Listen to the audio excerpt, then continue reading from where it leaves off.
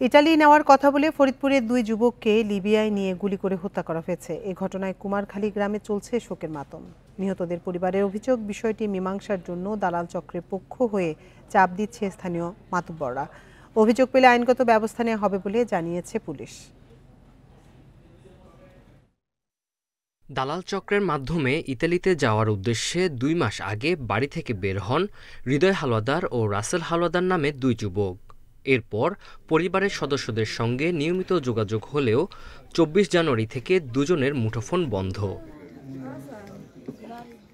শুক্রবার সামাজিক যোগাযোগ মাধ্যমে দুজনের মরদেহের ছবি ও ভিডিও ভাইরাল হয়। দুজনকে গুলি করে হত্যার পর লিবিয়ার উপকূলে ফেলে রাখা হয়। এই ঘটনায় পরিবারে চলছে শোকের মাতম। সবশেষ 1 সপ্তাহ আগে ছেলের সাথে কথা হয় বলে জানান নিহত রাসেলের মা লিপিয়া বেগম। সন্তান হত্যার বিচার চান তারা।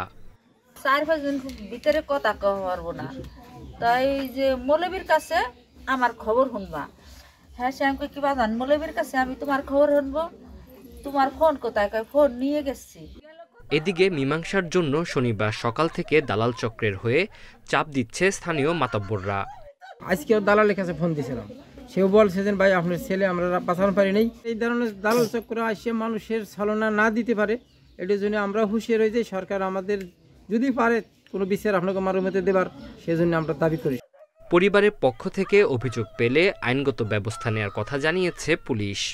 2 জন ছেলেকে লিবিয়া থেকে নেওয়ার পথে গুলিবিদ্ধ হয়ে মারা যায়। এই বিষয়ে আমার কাছে এখন পর্যন্ত কেউ কোনো অভিযোগ দেয়নি। অভিযোগ দায়ের করলে আমি আইনগত ব্যবস্থা নেব।